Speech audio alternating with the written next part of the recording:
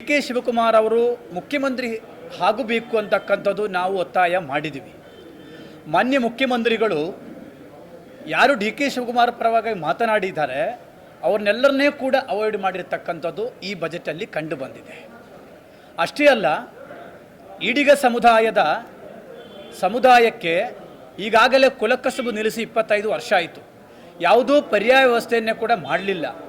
ಆದ್ದರಿಂದ ಸಮುದಾಯಕ್ಕೆ ಯಾವುದೋ ರೀತಿಯಲ್ಲಿಯೂ ಕೂಡ ₹1 ಹಣವೂ ಕೂಡ ಇದರಲ್ಲಿ ಮುಂಚೂರು ಮಾಡಲಿಲ್ಲ. ಯಾರು ಮುಖ್ಯಮಂತ್ರಿಗಳ ಪರವಾಗಿ ನಿಂದಿದ ಸ್ವಾಮೀಜಿಗಳಿದ್ದಾರೆ ಅವ್ರಿಗೆ ಜಾಗ, ಅವ್ರಿಗೆ ಹಣ ಎಲ್ಲವನ್ನೇ ಮುಂಚೂರು ಮಾಡಿದ್ದಾರೆ. ಆದ್ದರಿಂದ ಮಾನ್ಯ ಮುಖ್ಯಮಂತ್ರಿಗಳು ಡಿ ಕೆ ಶಿವಕುಮಾರ್ ಪರವಾಗಿ ಯಾರು ಮಾತನಾಡಿದ್ದಾರೆ ಅವರನ್ನೇ ಟಾರ್ಗೆಟ್ ಮಾಡಿರ್ತಕ್ಕಂಥದ್ದು ಇವತ್ತು ಕಂಡು ಬಂದಿದೆ.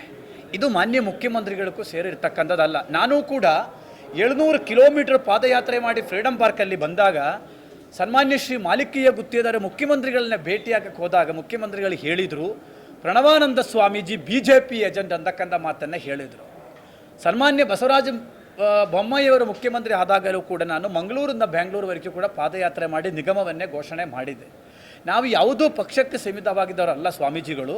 ಆದರೆ ಡಿ ಕೆ ಶಿವಕುಮಾರ್ನ ಪರವಾಗಿ ಮಾತನಾಡಿದ ಕಾರಣಕ್ಕೆ ನಮ್ಮನ್ನೇ ಯಾವುದೋ ಒಂದು ಪಕ್ಷಕ್ಕೆ ಸೀಮಿತ ಮಾಡತಕ್ಕಂಥ ಕೆಲಸಕ್ಕೆ ಇವತ್ತು ಮಾನ್ಯ ಮುಖ್ಯಮಂತ್ರಿಗಳು ಕೈ ಹಾಕಿದ್ದಾರೆ. ಏನು ಹಣ ಕೊಡಲಿಲ್ಲಾದ್ರೆ ಇರಲಿ, ಜಗ ಕೊಡಲಿಲ್ಲಾದಿರಲಿ, ನಮ್ಮ ಸ್ಟ್ಯಾಂಡ್ ಭಾಳ ಸ್ಪಷ್ಟ ಇದೆ. ರಾಜ್ಯದ ಮುಖ್ಯಮಂತ್ರಿಗಳಾಗಿ ಡಿ ಕೆ ಶಿವಕುಮಾರ್ ಅವ್ರನ್ನ ಏನು ಹೇಳ್ತಾರೆ, ಈಗ ಪಂಚರಾಜ್ಯದ ಚುನಾವಣೆ ಆದ ಮೇಲೆ ಮಾಡ್ತೀನಿ ಅಂತಕ್ಕಂಥ ಹೈಕಮಾಂಡ್ ಹೇಳ್ತಕ್ಕಂಥ ವಿಚಾರವನ್ನೇ ಹೇಳಿದ್ದಾರೆ.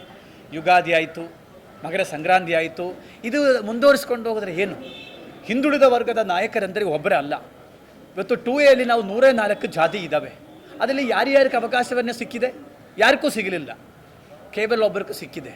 ಆದ್ದರಿಂದ ಈಡಿಗ ಸಮುದಾಯದ ಸಾಗರ ಕ್ಷೇತ್ರದ ಶಾಸಕರಾದ ಬೇಳೂರು ಗೋಪಾಲಕೃಷ್ಣ ಅವರನ್ನ ಕೂಡಲೇ ಮಂತ್ರಿ ಮಾಡುವುದಕ್ಕೆ, ಸಮುದಾಯದ ಕೋಟೆಯಲ್ಲಿ ಮಂತ್ರಿ ಮಾಡಬೇಕು ಅಂತಕ್ಕಂಥದ್ದು ನಾನು ಒತ್ತಾಯ ಮಾಡ್ತಾ ಇದ್ದೀನಿ. ಮೊನ್ನೆ ವಿಧಾನಸಭೆಯಲ್ಲಿ ಸಮುದಾಯದ ಚರ್ಚೆ ಆದಾಗ ಬೇಳೂರವರು ಉತ್ತಮವಾದ ಚರ್ಚೆಯನ್ನು ಭಾಗವಹಿಸಿದ್ದಾರೆ, ಚೆನ್ನಾಗಿ ಮಾತನಾಡಿದ್ದಾರೆ.